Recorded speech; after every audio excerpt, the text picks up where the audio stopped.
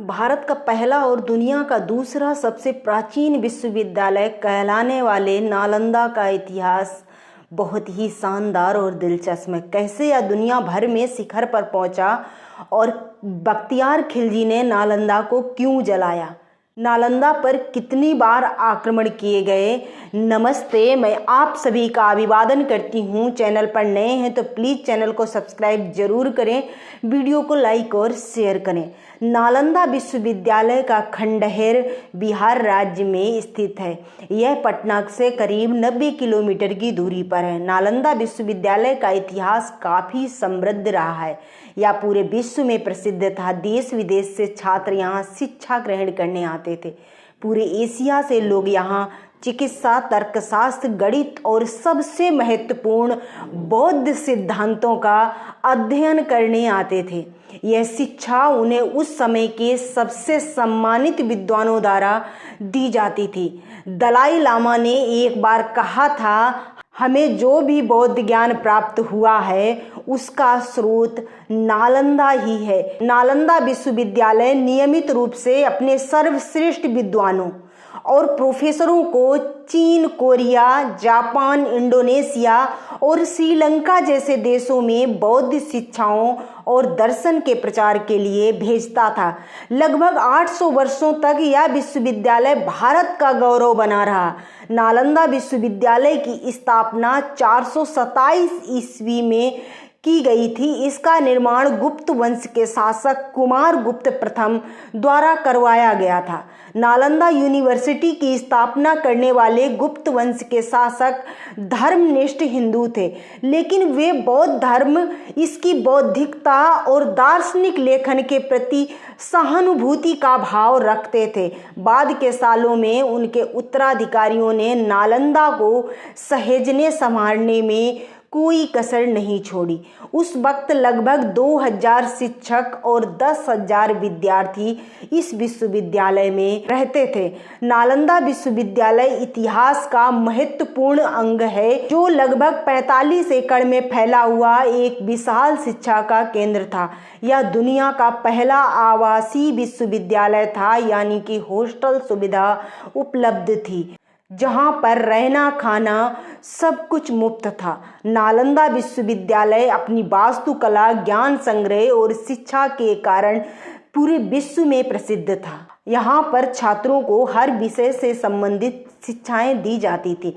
यह विश्वविद्यालय प्राचीन काल में विद्यार्थियों के लिए आकर्षण का मुख्य केंद्र था।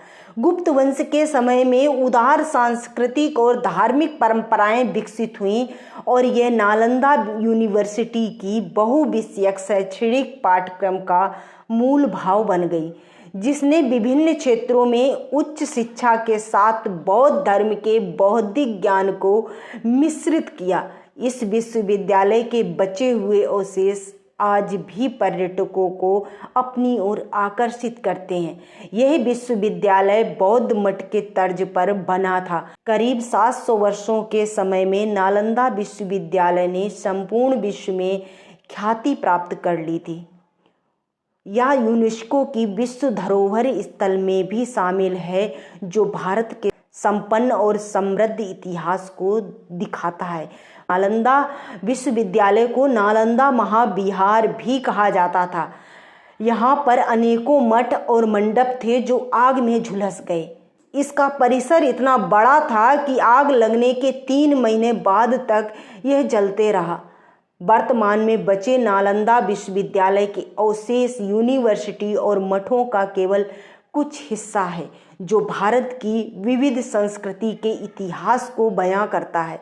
नालंदा महाविहार में शिक्षकों और विद्यार्थियों के पढ़ने के लिए 9 मंजिला एक विशालकाय पुस्तकालय भी था, जो करीब 90 लाख से अधिक किताबों का संग्रह था।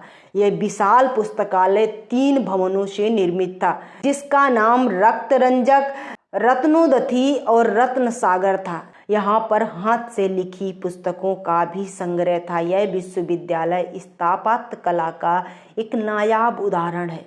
पुस्तकालय में ताड़ के पत्तों पर हस्तलिखित 90 लाख पांडुलिपियां दुनिया में बौद्ध ज्ञान का सबसे समृद्ध भंडार थी। इसके 3 पुस्तकालय भवनों से एक को तिब्बती बौद्ध विद्वान तारानाथ ने बादलों में उड़ती हुई 9 मंजिला इमारत के रूप में वर्णित किया है। नालंदा विश्वविद्यालय में मेरिट के आधार पर एडमिशन होता था। यह धर्म दर्शन, तर्कशास्त्र, चित्रकला, वास्तु, अंतरिक्ष विज्ञान, धातु विज्ञान, अर्थशास्त्र की पढ़ाई का गढ़ बन गया। इतिहासकारों के मुताबिक स्थापना के 100 साल के अंदर नालंदा विश्वविद्यालय चिकित्सा विज्ञान की पढ़ाई में दुनिया भर में शीर्ष स्थान पर पहुंच गया। यहाँ विद्यार्थियों को आधुनिक चिकित्सा पद्धति के साथ साथ आयुर्वेद के बारे में भी पढ़ाया जाता था। गणित और खगोल विज्ञान की पढ़ाई में भी नालंदा विश्वविद्यालय ने काफ़ी शोहरत बटोरी। नालंदा विश्वविद्यालय कैसा था, इसका अनुभव इस बात से लगाया जा सकता है कि भारतीय गणित के जनक जाने माने आर्यभट्ट 6ठी शताब्दी में नालंदा विश्वविद्यालय के प्रमुख थे। इतिहासकारों के मुताबिक गणित और खगोल विज्ञान की तमाम थ्योरी नालंदा के जरिए ही दुनिया के दूसरे हिस्सों में पहुंची।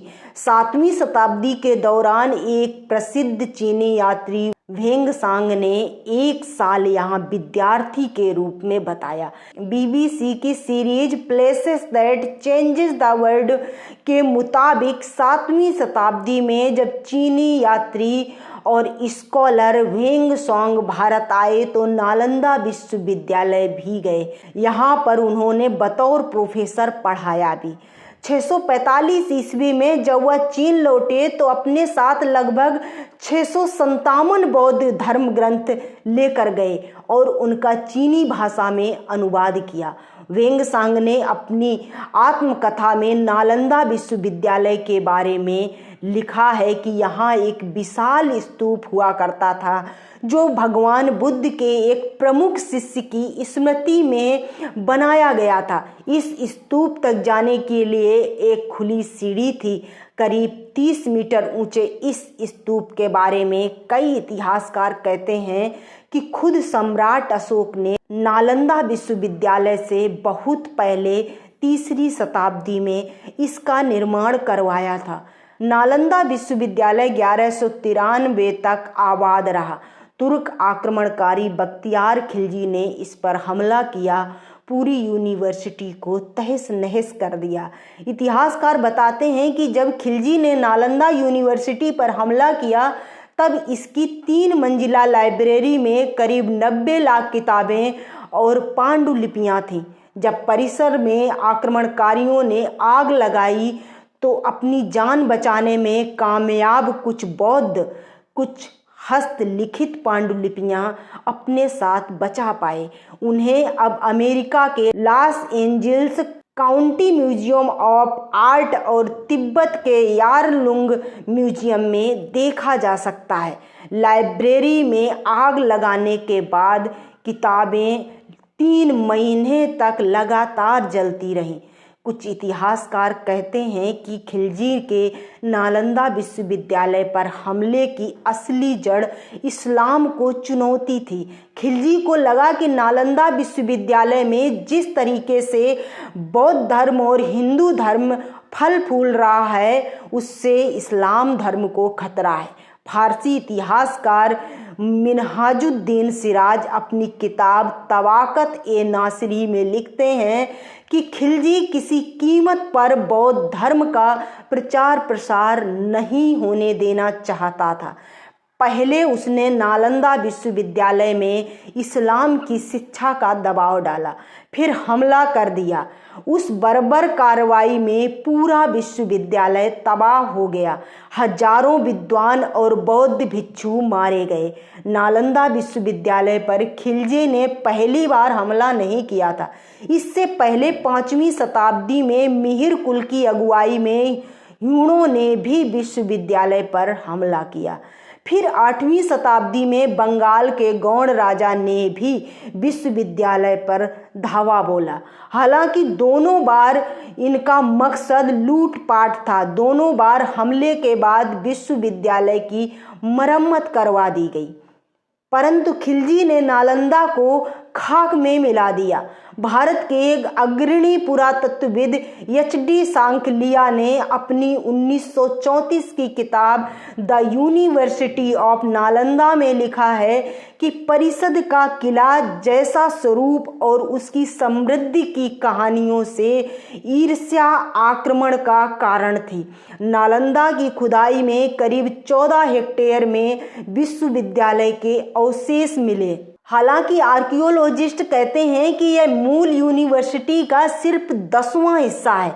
खुदाई में यहाँ गौतम बुद्ध की कांस्य की प्रतिमा, हाथी दांत, प्लास्टिक की मूर्तियां भी मिली हैं। हाल फिलहाल में यह साइट यूनेस्को की वर्ल्ड हेरिटेज साइट में शामिल है। साल 2006 में नए सिरे से नालंदा विश्वविद्यालय की स्थापना की योजना बनी। राजगीर में किराए के कन्वेंशन सेंटर में क्लासेस शुरू हुई। फिर बिहार सरकार ने यूनिवर्सिटी के लिए 242 एकड़ जमीन दी और अब नालंदा का खुद का कैंपस बनकर तैयार हो गया है। आज के वीडियो में बस इतना ही। बने रहिए हमारे साथ। मिलती हूँ अगली वीडियो में। वीडियो पसंद आए तो वीडियो को लाइक और शेयर जरूर कर देना। चैनल को सब्सक्राइब करें। धन्यवाद।